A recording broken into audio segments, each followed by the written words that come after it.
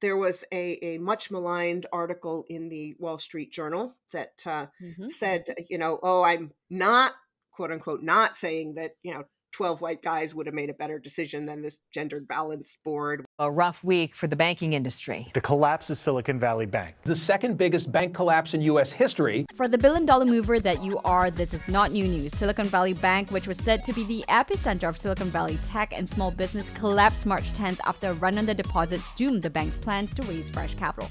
At first, there was major concern that this crash will take the VC and startup ecosystem with it, but the government swooped in, provided a backstop, and scraps of SVB was purchased by First Citizens Bank. Catastrophe averted? Not quite. The collapse of Silicon Valley Bank shook a lot of folks and highlighted, namely, that confidence in banks is all relative. Credit Suisse being a case in point. Today's episode is by no means a full breakdown of what happened, but answers this one question. Was this truly a Black Swan event, as Nicholas Nassim Taleb explains, or is it really a grey rhino, as best-selling author my friend Michele Wucker writes? And today we have her on the show exactly to speak to this. How should you be thinking about risk and what next? You don't want to miss it.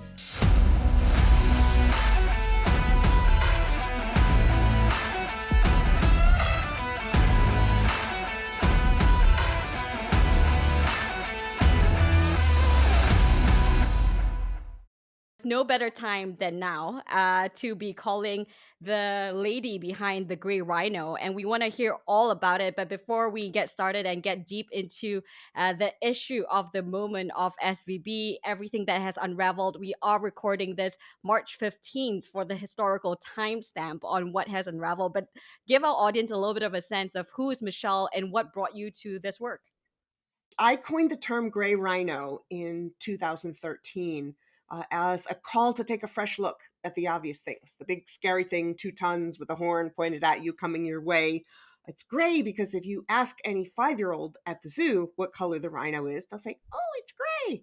But the grown-ups say, oh, it's a black rhino. Oh, it's a white rhino. And that part of the metaphor is to remind us that we're not as good at dealing with obvious things as we'd like to think we are.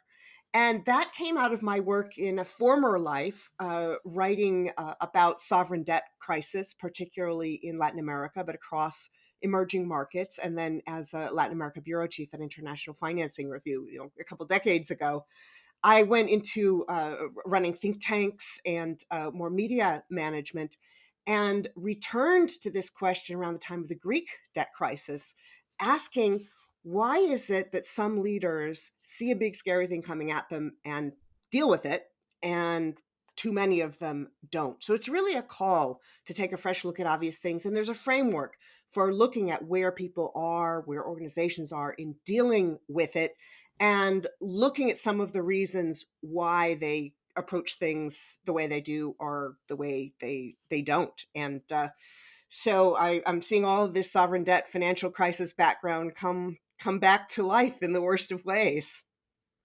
Yeah, and that actually brings me straight on to the question that we have. I mean, this has happened before in many different ways, and yet it came as a shock to many. Tell us a little bit about what your view is. Well, I think a lot of people did see it coming. Not everyone did. We didn't know that exactly this was where we would start seeing things go crazy. But with financial crisis and monetary cycles and financial market cycles, business cycles, you just get something very obvious. Something goes up, at some point it's going to come down.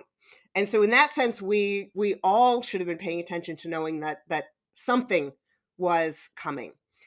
We certainly have seen a lot of blame over having removed some of the bumper rails that we put in place after the 2008 financial crisis, which of course happened because we had removed some of the bumper rails that we put in place after the Great Depression and the Great Crash. So that's one thing that, when you learn a lesson from something and you put in some provisions to keep it from happening again, then maybe it's not a good idea to take those away when things seem like they're going really well.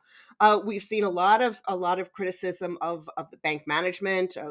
People were selling shares ahead of time, including immediately before. That the bank didn't have a chief risk officer for months and months, just until January, for about 8 months. That the bank in their proxy filing clearly was very aware of risks. Everybody knew that interest rates were going up. Everybody knows, well, should know at least, that when interest rates go up, it causes a cascade of effects. Like people need more cash, things start slowing down, it becomes harder to roll over debt, and existing securities lose value because the interest rates and yields move in opposite directions. It was one of my first accounting principles that is super useful. So this dynamic is there, and what's even more important is that in front of us there's way more to come. This morning, Credit Suisse is all over the headlines, and we're seeing a lot of attention to unrealized losses and depreciation in market securities like the ones that Silicon Valley Bank took a loss on. So there's just so many touch points to delve into, but it's really about monetary and financial cycles. And we knew that we saw a huge boom because of the pandemic, because of loose monetary policy. And we know that that has come to an end. And I think people have been a little slow to really own up to what's happening. We've been, a lot of people have been in denial. I mean, as you talked a little bit about interest rate hikes there and everything that would have had the ripple on effect, this should have been seen coming by the entire community, let alone the bankers itself. Why do you think, this unraveled in this way? And what can you tell us about, the behaviors that switches on to the gray rhino theory that you have here? Well, a lot of traditional risk management is about identifying risks and checking the box that you identified the risk. And I always get questions about, what are the gray rhinos in front of us? And I always have to say, look, it works best when you see them in front of you because every situation is different. A gray rhino for one person might be something dangerous, and for someone else, it's an opportunity. But it's not just about spotting the risks, it's about responding appropriately. And certainly we saw some of the management of Silicon Valley Bank responding by selling their own shares, which I would not say is an appropriate response. I think that really risk management in general needs to shift from this identification to response. And there's a lot of debate right now about accountability. Accountability, as we saw after the great financial crisis, people were very, very angry that a lot of the bank executives who were involved in adding to the crisis weren't necessarily held accountable. We're hearing noise from the government that that's not going to happen this time. Well, we're going to see. But gray rhinos are really about not just identifying things, but really evaluating the responses of the people who have the best view of the situation and the most responsibility and the most power to change the situation. And in this case, it certainly includes the bank. It includes regulators. It includes Congress for pulling back some of those guardrails. There's a big controversy, I think, over the role of the VC firms, many of whom urged the people they were funding to keep their money in the bank. So all these startups had their money there, and also many of them were told to take their money out. And so there are lots and lots and lots of people responsible in this. And I think it's a question for individual leaders. It's a question for organizations, certainly for all of the other banks to look at their balance sheets and their hedging and what's happening. And also to look at regulators, the bigger policy environment. And one super geeky point around Silicon Valley Bank is that the issue is with some securities they were holding to maturity, which meant that they had some favorable accounting treatment, but it meant that if they were to hedge against interest rate rises, it would have been much, much, much more expensive than if these were held mark to market. That is, they were on their books at the price that they paid instead of the price that they were trading for in the market. This is something I saw again and again and again in sovereign risk, that many banks had government debt on their banks at no risk and not marked down, and that helped to prolong the reckoning with the crisis because it made it more expensive than it should have been to to work out some of those debt problems. Hey, by now you know that Billion Dollar Moves is proud to be part of the HubSpot Podcast Network, the audio destination for business professionals, together with other amazing podcasts like the Finding Founders podcast hosted by Sam Donner. Designed to inspire, this podcast is all about vulnerability and entrepreneurship, where you learn from the life stories of founders, activists, and hey, even drug lords. Now, one episode I highly recommend is a fun one, How a Magic Trick Got 21 Million Followers. Sam interviews Sean Sotaridona, whose masterful magic tricks have garnered more than 21 million followers on TikTok and 5.44 million followers on YouTube. Guess I have a thing or two to learn there. From networking with meme accounts over Instagram DMs to performing tricks for Addison Rae, Sean's unparalleled tenacity and drive have taken him on a wild journey. Listen to Finding Founders wherever you get your podcasts. It was truly a pretty remarkable week with three banks, right? From Silvergate, Silicon Valley Bank, and now there are questions about the other quote unquote more regional banks and specialty banks. And yet, what we're seeing with startups figuring out where to go, and the first thought is maybe I should go to the big banks. It feels like we're playing another game where back in the day, if you remember the demise of Lehman and all that, people were getting their money out of the big banks, and now we're doing the opposite. What is your thought process here as you looking at how everyone is sort of behaving? Well, this question of what's too big to fail or not is quite interesting, because there was some debate over whether Silicon Valley Bank itself was a systemic risk or not. And we're starting to see that systemic risk can appear in places where maybe you didn't expect it. The other thing is about Silvergate is that it's a crypto issue, and people forget that they were looking to put their money into Signature Bank, another crypto area. And crypto is so fascinating because for so long people have been asking me, is crypto a gray rhino? And I said, well, it depends on the point of view. I mean, for a lot of people in crypto, the gray rhino is that central bank, monetary authority has lost control, isn't as reliable as it used to be. And, obviously that's an issue. But then on the other side, central banks have been saying, okay, well, this is a further threat to us. This is instability. There are the FOMO investors who were saying, oh, well, if we don't put our money in this, then we're going to be left behind. That was how they saw the gray rhino. And then there were the people who said, anytime something goes up that quickly in value, watch out. And so I think we're going to see a lot more turbulence around crypto, and particularly banks that have big crypto exposures. How do you think we can emerge from this, what I believe is fair enough to say is a crisis? Well, I think there are questions about diversification, obviously, and there's lots of marketing theory around that. Have a clearly defined market and go after that. In this case, it turned out to be a big problem for Silicon Valley Bank. I think that in this case, part of that problem was that you had some big players who were directing their partners there and directing their partners to leave. So you had this sort of encourage herd mentality, and now you hear that some of those people told others to take their money out of the bank now might become, they might be part of a consortium going in to buy the bank, and that raises all sorts of moral hazard and conflict of interest questions. The other part that I don't think gets enough attention in this is that a lot of the people who did have their money there are startups. I know some very, very hardworking startup founders who had their money there, who were thinking, how am I going to pay payroll? And that, of course, affects employees, affects the sort of scrimp and scrabble startup founders, not the ones who are just drowning in money.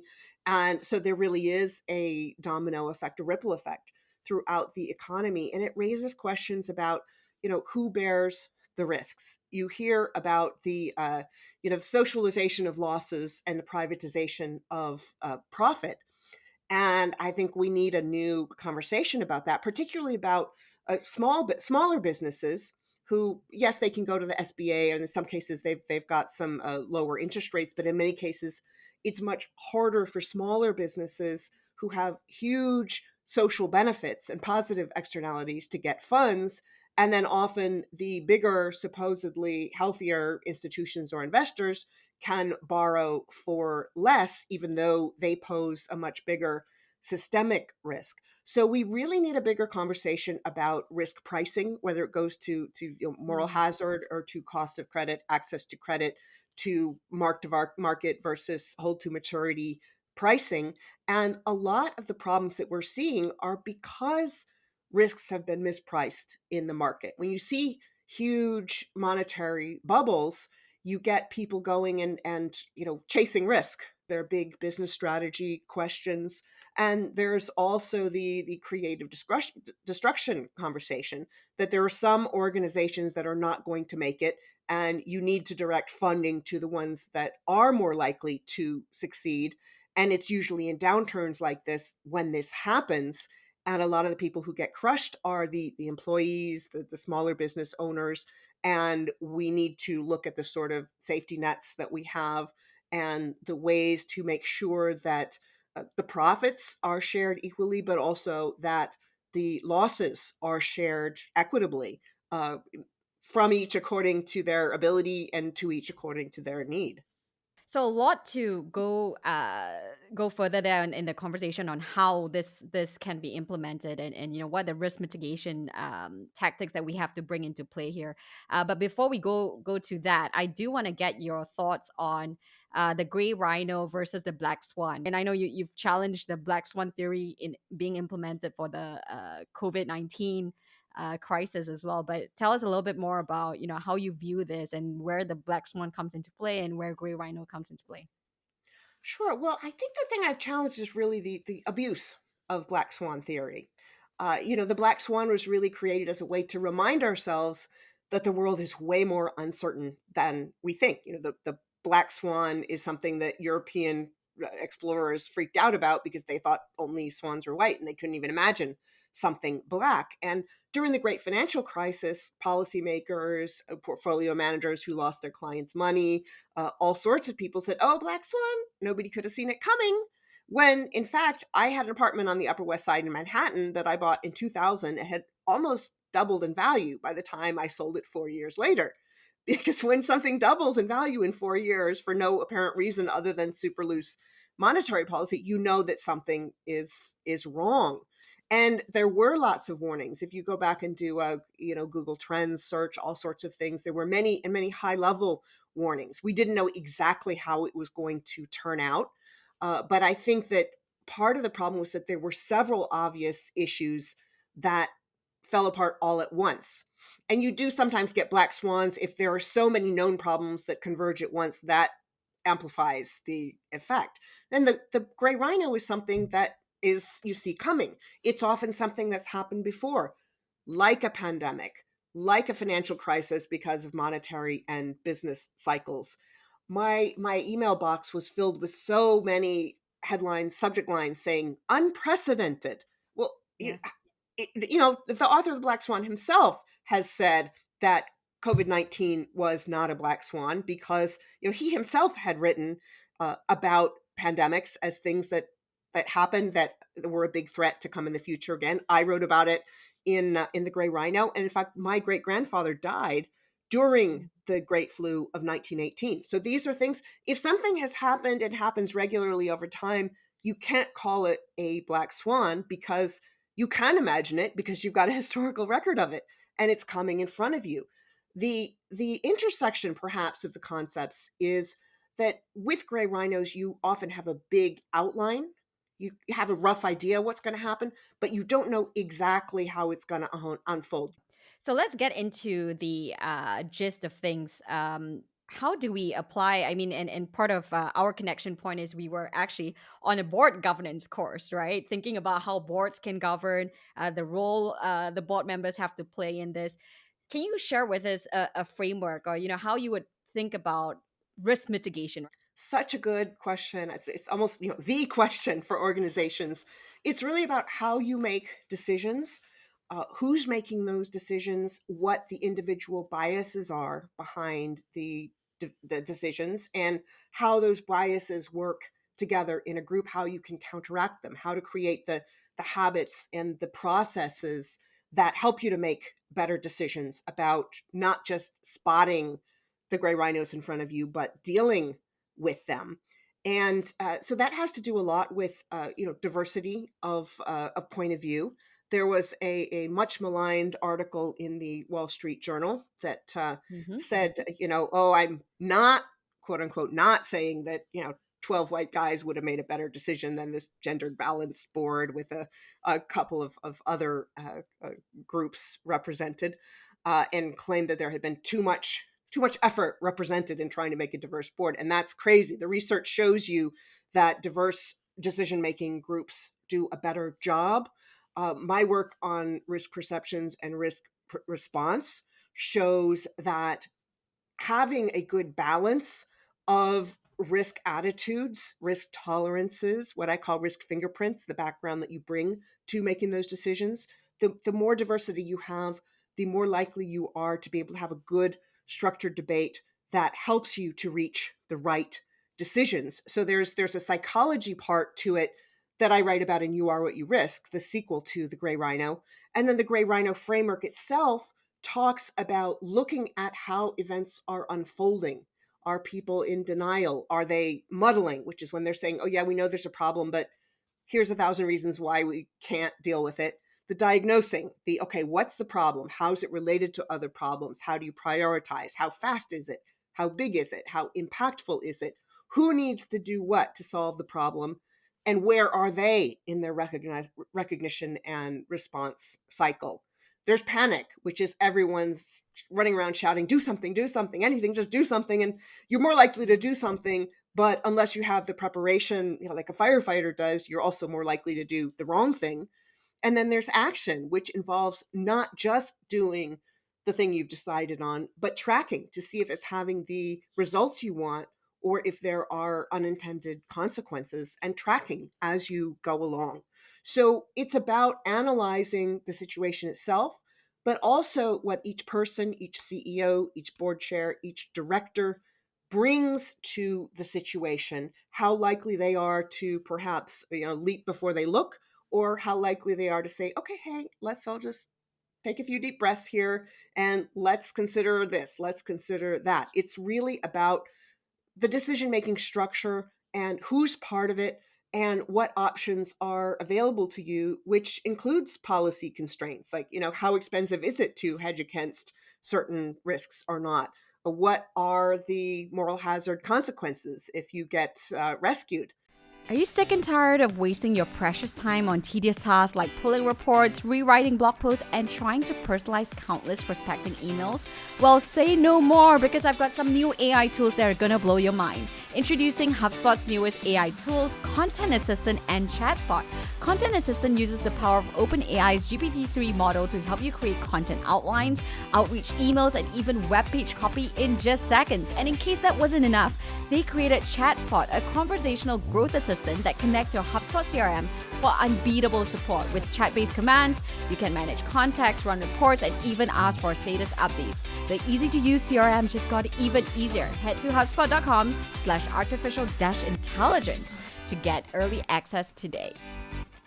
A business person who is not trained in necessarily thinking about risk first, but business first, would almost say, "Oh man, all these red tape put around me is going to just limit innovation, is going to limit the scale of which we can grow the business, especially at a time that what we call bold leadership, courageous leadership, and Mhm. real scale is needed. How do we balance growth and risk at this time?" Well, of course, you need to think about risk as part of growth, that there's both the opportunity and the danger. And one of the biases that we bring to situations is that some people just see the opportunity and other people just see the danger. So you want to make sure that you're looking at both sides, because there's always a danger of missing out. And there's the question of what are the right guardrails. I mean, there's some really bad regulation out there, and there's some really bad, business practices. There are times when there are regulations that don't make sense, or lots of unnecessary paperwork. But the other side is that if you are going to loosen up regulations in some areas, you got to make sure, very sure, that you've got the right safety net, you've got the right backstops, and you've got to make sure that the people who were not responsible for making the bad decisions are protected.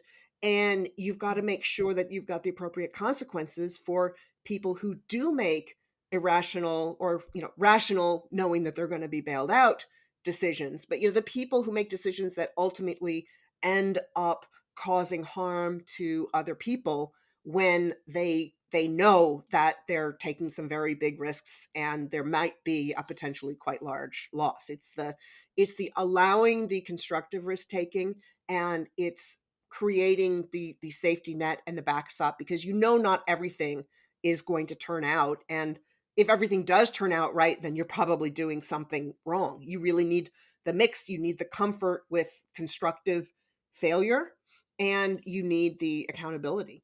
Speaking about accountability, I mean, what we're also seeing, unfortunately, is the politicization of the viewing of risk, interestingly, right? I mean, you turn on Fox News, you turn on CNN, CNBC, there are different interpretations of what happened here and the government's role.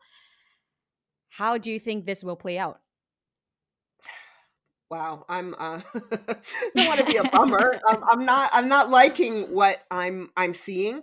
I also saw a story this week that the most extreme and combative politicians get, I forget if it was 4 times or 8 times or some huge amount more media attention than everybody else. So we're paying attention to the wrong things. Another friend asked me, well, why do you think there is such a battle against companies that are taking into account how well the companies they're investing in are dealing with environmental and social and governance risks? And you look at it, you follow the money, and it's often a fossil fuels case. It's also a case of a cynical politician saying, hey, I can rev people up to get them excited about this so that they don't pay attention to the other stuff that we're doing that is not acceptable. It's a smoke and mirrors sort of situation.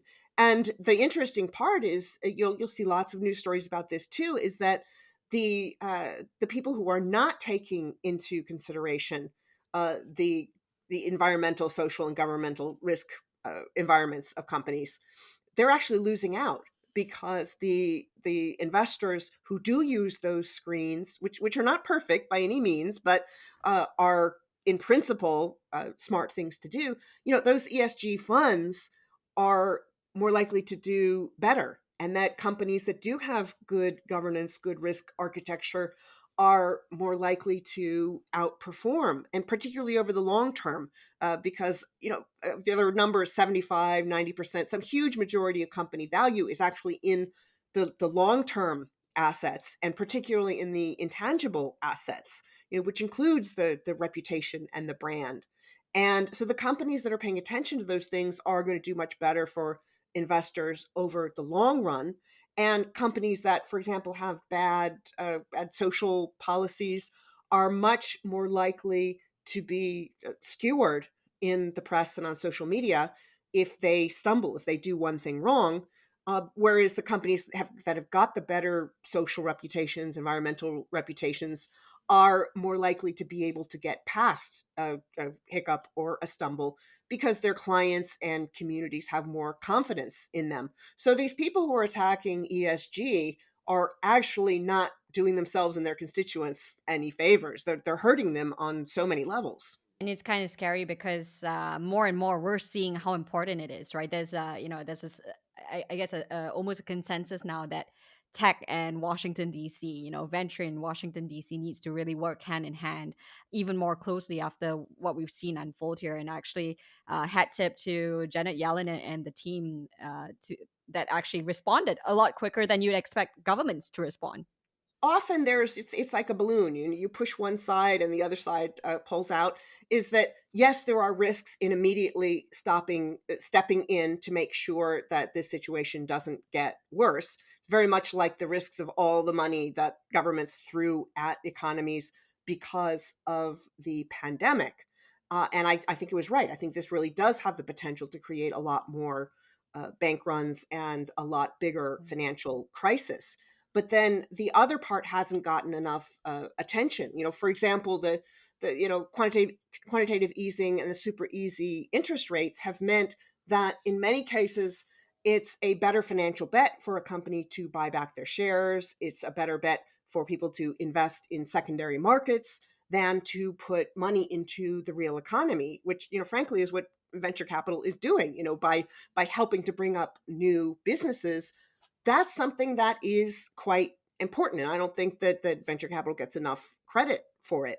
Although the people who lionize venture capital also don't take them to task enough for the things that aren't done well. So I think it means taking a broader, more systemic approach to policies. Who benefits from this? Who's hurt? What are the potential unintended consequences? Precisely the point that you brought up. Innovation is important, especially at this time. The investments that has been made through venture capital has built a lot of the tools that has helped us in leaps and bounds. And yet, of course, with the market sentiment, there is lingering fear, right? That's building. What would you say to the investors as they consider the risk, as they consider what has just happened, the chaos that has unfolded right now? Look at how you're responding, look at how other stakeholders are responding, and realize that responding appropriately is actually a benefit. I find too often that people are more afraid of being wrong in a group than they are of being right alone. So have that conversation, be open, say things that you might be uncomfortable saying, that your colleagues might be uncomfortable hearing, and be brutally honest when you are looking at how you're responding and evaluating that, and make sure that you are adjusting appropriately. That when you see the gray rhino coming at you, you're not getting trampled, you're not just stepping out of the way, but you are looking at how you can benefit by contributing to solving the problem in front of you, to really harness the strength of it instead of getting trampled. Just on your point there on being the lone wolf, right? One of the key issues that we see in venture is the loudest voice often gets funded. And that's the reason why, even female founders, those who are deemed to be underestimated, don't get the lion's share of capital because they don't fit a pattern of success. Speaking right now to the funds, the venture capital funds, and the founders that are building systems within their organization in this new environment, how should they build so that the lone wolf doesn't get attacked and fired, dismissed? It happens. Yeah, well, I'm so glad you brought up women founders, because one of the things I found, and I wrote about this in You Are What You Risk, an interview with Genevieve Thiers, the co-founder of SitterCity.com, who's raised over $50 million in capital for in Chicago, and she was talking about early on she had to go to meetings with male VCs with a man with her so that they would believe that she would, quote unquote, take enough risk. There are a lot of risk stereotypes about women within VC. When you look at the research, it shows that women are actually in many cases better at taking risks than men. That women's startups tend to outperform. That they perform similarly on measures of how much debt you take on, how fast you grow, all of that kind of stuff. So one, really be aware of your biases. And there's also some research that says that women are more likely than men to take social risks. That is, to be the person who stands up and says the thing that nobody wants to hear. And there's also research correlating that social risk with creativity, with innovation. So that's something you really, really want, whether it is to avoid stepping over the cliff because you weren't paying attention, or to climb up the mountain because you're the one who saw the opportunity at the top and nobody else did. And women are a hugely important part of that system, of that equation. So, if you're not investing in women, you are selling yourselves short. Absolutely. And we talk all about that. It is all the work that I do. And yet I just wonder, as we're going down this road a little bit, why are women deemed to be risk averse and not risk takers in the way that men are? Well, it's interesting. There's something called stereotype threat, where people sort of absorb the things that people think around them. I've talked to so many hugely successful women who've taken so many risks in their careers and otherwise, who come to say, "Oh, I'm really risk averse." And look, I want to scream because it's not the case at all. It's, in many cases, there's conditioning that women are expected to describe themselves as risk averse, even though it's not true. Also, risk averse. I actually hate using that word. I'm like, how about risk appropriate, risk astute? I use Risk risk aware. Yes. risk. Yes, that's the best one because the more you're aware of a risk, the more the higher the odds are that you're going to actually respond correctly and lower the risk. Risk appropriate, risk savvy. Those are all much better words. Risk averse means that you take fewer risks, all things being equal. Well, all things are not Mm. equal. I mean, I'm 5'3.5". Please put that half in there. Walking down a dark alley at 3 in the morning is not the same risk as a 6'3" guy who weighs twice as much as I do walking down. In many cases, it's not the same risk. There's research that shows that women who fail in a quote unquote gender atypical role are punished way more than men. And that women in many cases are punished for success. They're called, bossy or aggressive or whatever, whereas men get praised. So it's not the same set of risks. In many cases, women face higher risks than men in the same situation. In many cases, they make the same choices, even though to the outside, uninformed person, they might think, oh, it's the same risk. So first, I think everybody needs to pay attention to that. And, I get frustrated when everyone puts it all on women's shoulders that they need to do this, that, or the other to bust stereotypes. But that said, in a workshop recently, a woman asked me, okay, what can I do to make sure, if someone else is not ignoring these stereotypes, how can I make sure that they know? And it goes back to storytelling. Think about what are the biggest risks that you have taken? What are the risks that you've taken throughout your life? And do you really think you're risk averse? Like knowing that. So own your risk story and also be able to talk about those with other people. Excellent, Michelle. Well, that leads me to my quick fire session called $1 billion Moves, where you say the first thing that comes to mind. And the first one that I had designed for you as we wrap up here is, what is the biggest risk that Michele Wucker has taken? It was a risk early in my career, right after graduate school, when I was an analyst for IFR on Latin America, and had some health problems because I was just working myself sick, literally. And I had to choose whether to stay there or whether to jump off into the great unknown and write my first book. Went to the Dominican Republic and Haiti and wrote my first book. And in hindsight, I realized that the risk that I took was not the biggest risk in that situation, even though it looks like it to other people. The biggest risk was staying someplace where I wasn't fulfilling my potential and that I felt like I would just end up getting sick again. So I wouldn't have career or health. Love it. What would you tell your younger self? Don't let other people define for you what's quote unquote safe and what's Mm. quote unquote risky. Make sure that you know your purpose. When you know your purpose, risk takes on a completely different shade. That when you know your purpose, risking that purpose becomes a thing that you don't want to do, no matter what anyone else tells you about what's safe or not. And finally, the last one would be, what would your legacy be? My legacy Hmm. will be that I think that that people really think more deeply about what they're doing, that they actually consider risk openly. I've read, unfortunately, after I finished You Are What You Risk, that we apparently take 35,000 risks or make 35,000 choices, give or take, every day.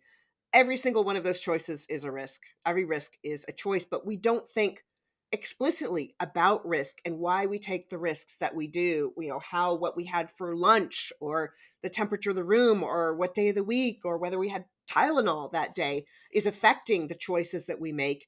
And how can we possibly make so many choices without understanding what goes into them? So if people can be a lot more self-aware about that, that's what I like to be my legacy.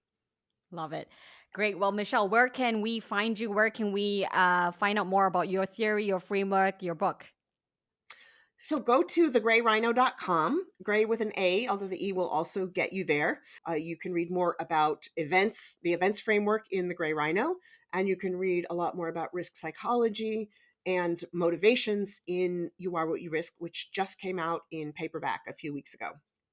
Excellent. Thank you. Best-selling author, the queen of risk thinking and risk frameworks that we need to be listening to right now. Michele, thank you so much for your time and for making your version of billion-dollar moves. And thanks so much for tuning in this week. You can subscribe wherever you get your podcasts and follow our socials on Sarah Chen Global to get the latest on the show. It would really help me out too if you enjoyed this to rate and review our show on Apple Podcasts and share your favorite episodes with a friend. I'm Sarah Chen-Spellings and you've been listening to Billion Dollar Moves.